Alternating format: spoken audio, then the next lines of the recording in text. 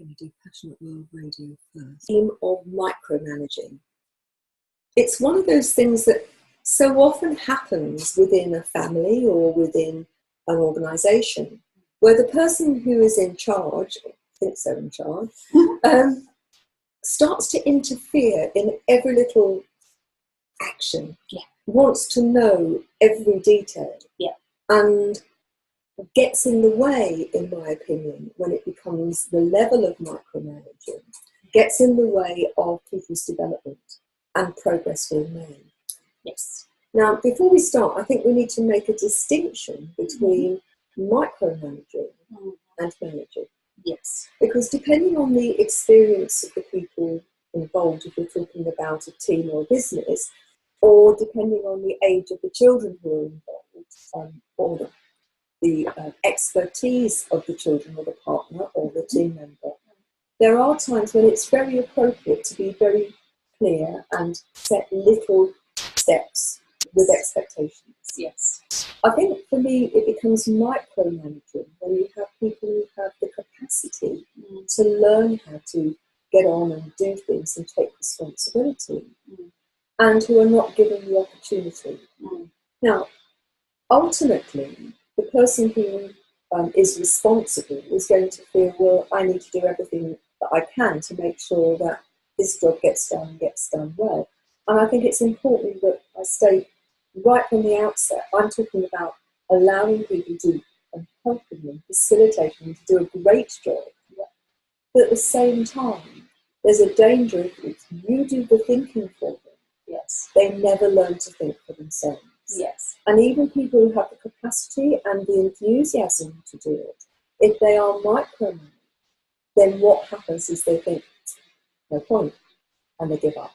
There's an idea about learned helplessness within teams, whereby it's often because the manager is a micromanager, that individuals learn to be helpless, learn to not bother, learn to, there's no point aspect to it because I'll only get countermanded, or there'll be some detail that I haven't quite seen, but they will learn from let's just go ask them. And often what goes alongside with that, not exclusively, is that if I fail, I'm going to get it in the neck, I'm going to trouble.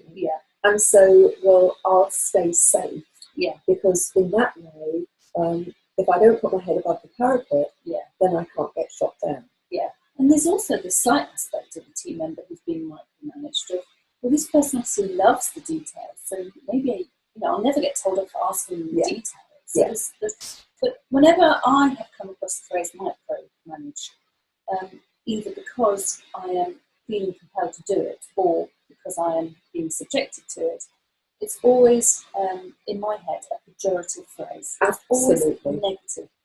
If I am going through a detailed induction, that's necessary because, as you said, that's not micromanaging, is it? Yeah, exactly. So I guess the topic for today is micromanagement when you feel that it's like annoying in some way. It's that aspect of management that we're talking about today, isn't it? And there's always a tension between the person who's being managed, view of their ability and so on, and the person who's managing. And it does require you taking some calculated risks as a manager or as a leader when you have to delegate to somebody else the responsibility. And for me, I think one of the reasons why my own organisation is so successful and why the companies that I work with who have developed the skill of managing and delegating effectively find that it actually makes a huge positive difference to the quality of the outcome, but also to the quality of life for everybody involved, is that everybody is expected to take responsibility for their own performance in a way that never happens when people make them. And it's one of the few phrases that I can remember from my business studies college course, which was delegation involves trust and control. So, and that's for both parties. So, the control aspect is about regular step-ins, checks that understanding has been received. That's the difference between delegation and dereliction, isn't it? Yeah. That, and there are managers, there are managers who just hand the whole lot over to people and say, get on with it. But when things go right, they take the credit. Yeah. And when things go wrong, they blame everybody else. Yeah. And I think delegation for me is a mixture of an art and a science. Oh, yeah. There are certain rules about delegation that make it possible for it to be effective. And one of those is that you set out the parameters right from the outset. Be very clear about the expectation. Yeah. And then you have checks and balances. We're going to monitor this, and this is how we're going to do it, and this is when we're going to do it. Yeah. And here are the milestones. And if there's any problem, come back to me. Yeah. But if not, then crack on. And for me, it's the difference between, if you listen to Stephen Covey, the 8th habit. He's probably the most famous professional coach that there's ever been. Yeah. He wrote these 7 habits of highly effective people, which is still a bestseller several decades after it's written. But when he wrote the 8th habit, he started talking about the servant leader. That for me really resonated. You need a range of skills and styles as a leader. There are times when you need to be autocratic, don't you? There's an emergency, get out of here now, or do this now. Yeah. Or when people are very new or very inexperienced, this is how I want it done. Yeah. But what he talks about in the 8th habit, the servant leader, is that you will facilitate the growth of your people so that they become very effective. Yeah. And for me, if you want people to be very effective and to grow and develop, you have to give them the opportunity to think, to do things, and to come up with their own way of solving things. Yes. There isn't only one way to solve a problem. And often managers micromanage because somebody is suggesting something which is different to that way that they had anticipated. Now, delegation is probably a subject that we could use a whole program on, because it's, as I say, it's a bit of a science in the sense that there are very clear, I think, rules to effective delegation. But it's a bit of an art in terms of when are people ready and how much support are they going to need, and how is this going to work in the grand scheme of the project or the product, whatever you're trying to do. Yeah. But I'd like to explore, why is it people micromanage? And this is true of personal relationships as well as professional relationships. The parent who wants to know every detail of a teenager's day and what they're doing and who they're talking to and where they are. Yeah. That's appropriate when they are young, but as they get older, there are many parents who still want to do that. Yeah. And as a result, their children rail against it, and there's tensions, and they think their children have gone off the rails, where actually part of that is that they're just smothered, and so they're fighting against it, because if they've been given some space to develop, they're probably still going to be teenagers and be a pain, but nothing like to the same extent. I've got a good example of somebody recently who was subjected to micromanagement at a slightly insane level. And so, just to describe what it could look like. So lots of massive projects that this particular person is responsible for.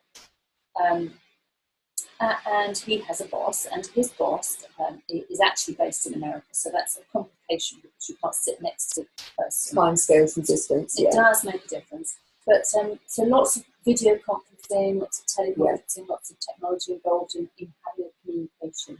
But it boiled down to the fact that in getting to grips with this project and trying to find out what the scope was and trying to construct the control around the project, governance and so on and so forth, my friend is extremely capable. And he's pushing against certain sort of sore points in the organisation in doing this investigation, because he's uncovering the fact that certain people haven't really thought too long and hard about the business case. And this But his manager is not helping him find a route through the organisation to find a business case, to get the objectives. His manager is saying, well, have you done the project charter? And my friend will say, yes, I've done, it's a document. Yes, I've done the project charter.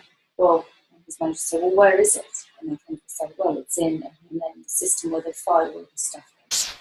But if the manager doesn't see it on his desktop at the point at which they're having the conversation, his manager doesn't believe it's there and micromanages him around, we've constructed this, and starts to. So when we're talking about micromanagement, this particular example that I was hearing from my friend was so insanely micro that the pair of us were like, what is wrong with this person? What can be going on in his life that he's missing?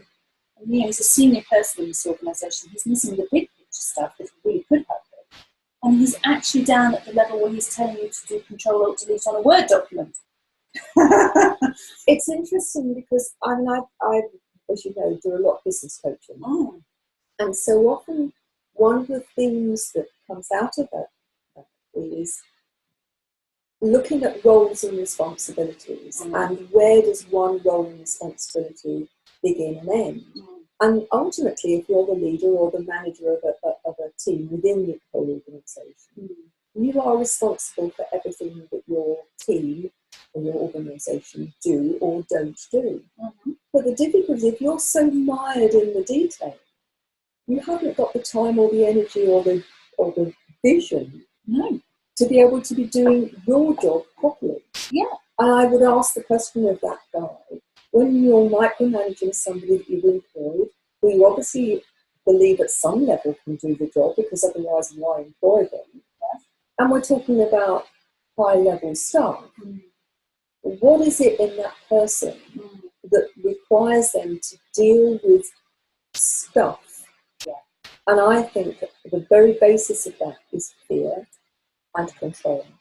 And if you think about, the model of motivation, and if people are interested, you can find that on the website, genuinely-you.com. One of the biggest problems, the bottom line, it's the old Maslow's theory of hierarchy of need, is survival. And when people are fearful, often at the heart of that, more often than anything, is the fear of, I don't think that I'm safe, I don't think I'm going to survive. But that's the insanity of that particular example. Oh, it's completely insane. By not doing the job that actually he could provide value, he's putting himself at greater risk. By being down in the detail and fiddling with stuff that is so beyond his remit. And actually, the lowest of the administrators in the company gets micromanaged by him. Just the insanity of the distraction almost that he's creating. But that's the interesting word. The safety he feels in that. It's all an illusion. And you're talking, well, there's two things here. There's the illusion that one is safe, and then there is the distraction from the fact that I am feeling fearful. And I believe that many organisations, particularly since the recession, have gone into a place where people are fearful for their jobs. They're fearful that their organisations are not going to support them in a job for life, which at one time was pretty certain if you did a reasonable job, you could be guaranteed a job that would go. Those days have long gone, and I think everybody in the world of work is now at some level concerned about, is this job secure? Now, the higher you go up in an organisation, the further you have to fall. Because your job is not only about the wage that you earn, but it's about the status that you have. It's about your identity for many people. And I think that what happens when people are fearful is that they contract their world to the place where they feel that they can control it. And in a way, the paradox is that the bigger the challenge that people are facing, the smaller the detail that they get involved in, because that's something that I can tick that off. I've had control of that. I can do that. Let me give you another example. I work with an organisation that was run by an amazing lady. And when she was there, and this was her lifelong passion, everybody did exactly what they were told. Partly because she was so well thought of, a legend in her own industry. partly because she knew what she was talking about. Yeah. But the outcome of that, when I started working with them, and this lady had now got too old to continue running business, was that nobody had been brought up to think for themselves. And so it's been quite an interesting transition for not only the managers, particularly for the managers, but for every permanent member of staff, that is expected to have responsibility for what they do, but without consistently being told, do that in this way, do it now. And it's fascinating watching how some people have taken to it like a duck to water. Yeah. Other people are really resistant to the situation. And I was talking to one of the student who's very frustrated because the answer that they're getting is because so-and-so said that we do it there. So they know the how really, really well. But when their why is asked, it's because, well, this is what we always do. Yeah, that's sort of why answer.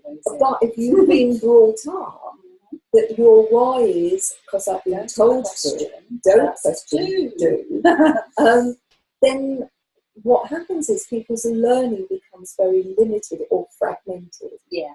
And the danger with that is that, well, it's comfortable in many ways because you don't have to think, but people don't grow.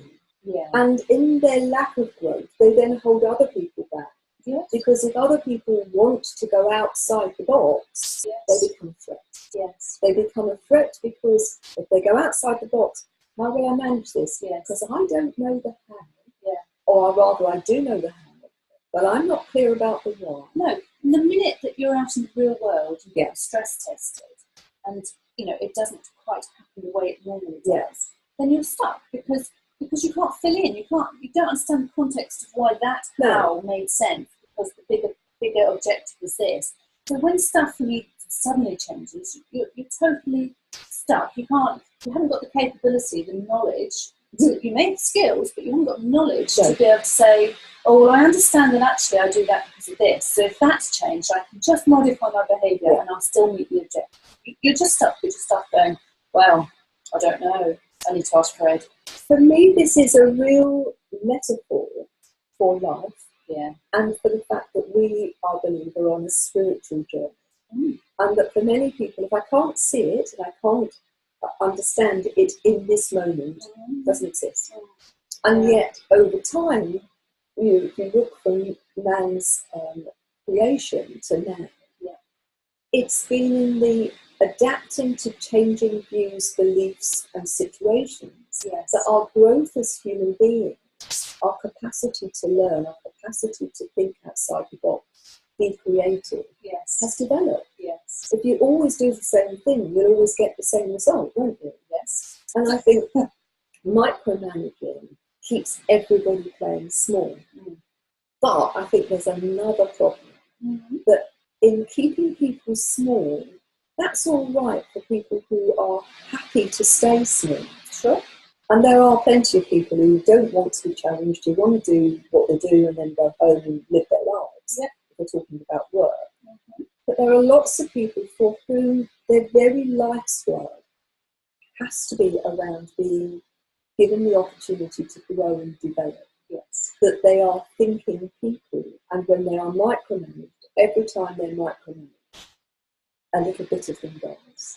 That's very much the friend I was talking about, how soul-destroying he finds and the whole isn't it that situation. interesting, the words that you use? Yes. Soul-destroying. Yeah. And I think that's really true. He comes home and he says, my soul has been damaged today by whatever this chap has done. And when you look at the narrative of what's happened, nobody died, nobody got attacked, not even very nasty words were really sort of shared between them. But just the mere act of being oppressed, which is what my friend feels.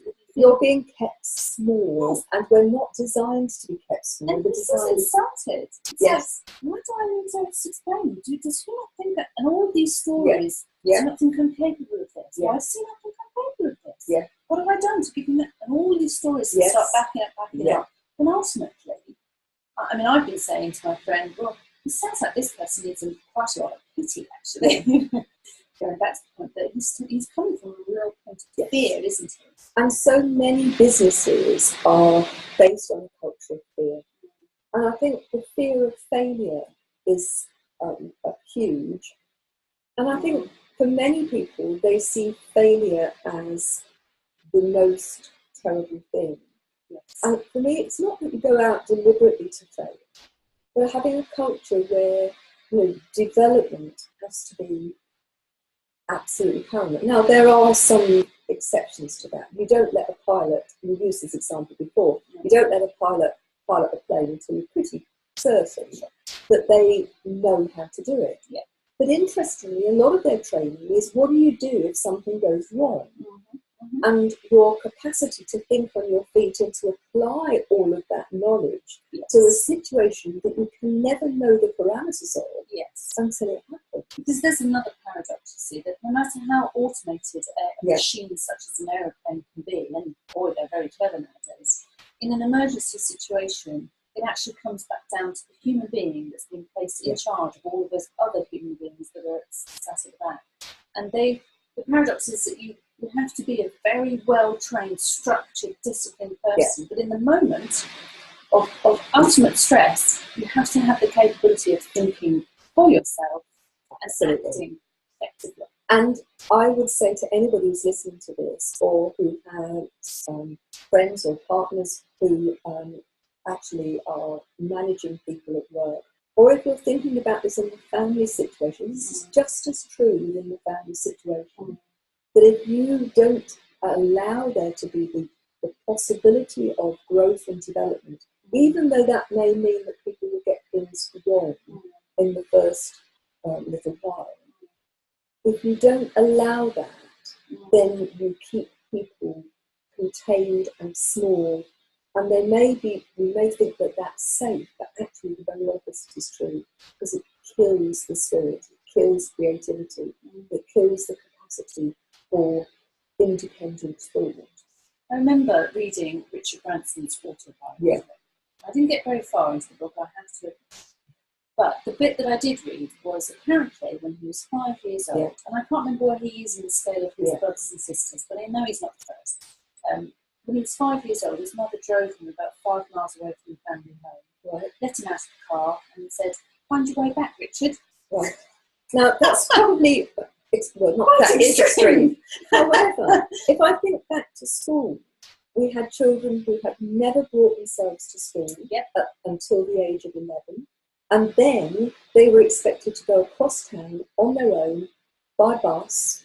And interestingly, the statistics for road accidents involving children, you will see there's a huge spike at the age when they change schools and they're suddenly expected to be independent. And they haven't developed the skills. No.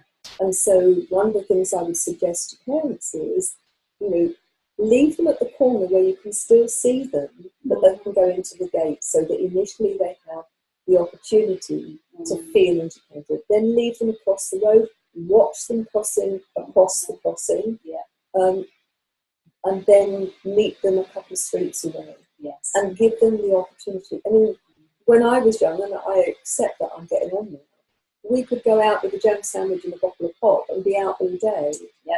Children aren't given that opportunity now. We almost are, I think, limiting their capacity to learn to problem solve, because they are always, for all the right reasons, but they are always constrained by being with an adult.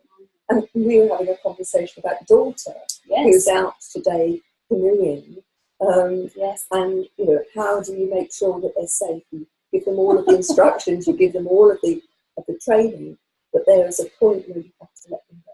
Because as much as my my desire to mother and keep her safe, and my parenting and my control freak nature that I have anyway, beyond being able to say to her, "Have you thought about this? Make sure you do these aspects. Don't forget, this behaviour is very important to keep you safe in this ways." So she will interpret as in, "Oh, stop looking, Mum. But I need to say to her, because that's part of the delegation, I'm handing over your responsibility of yourself to yourself for the day, allowing you to go kayaking with just a friend. Beyond that, I'm totally out of control now. And I was totally reliant upon just a pure text to say, are you okay? And that's all she didn't actually respond to me either in the moment. No. But that's all I could do to micromanage her beyond that point. And it's a real lesson in trusting that she did actually listen to some of the control aspects that I tried to imbue her with. So we're getting to the end of today, and what I would say to you is, if you are being micromanaged, then one of the things that you can do is to start to treat your boss differently. And it's perfectly possible to manage up just in the way it is to manage down. One of the ways to do that, I think, is by asking for questions. And maybe we could make that, the theme for another show. If you're in a family situation, I would say, age appropriately, give your chance for your children to actually grow and fly. And often it's the partner who gets micromanaged, not just the children. And if you're a manager or a leader, I really urge you to learn the art of being a servant leader and delegating effectively. Love to know what you think. Please let us know by going onto the website genuinely-you.com. You can also find a free copy of my latest #1 bestseller, Driving Not Surviving, the 5 Secret Pathways to Happiness, Success and Fulfillment. You can get a free digital download. All my other books and Rachel's are also available on Amazon. Thanks so much for joining us, and look forward to speaking to you the next time round. This is Gina Gardner, host of Passionate World Radio, saying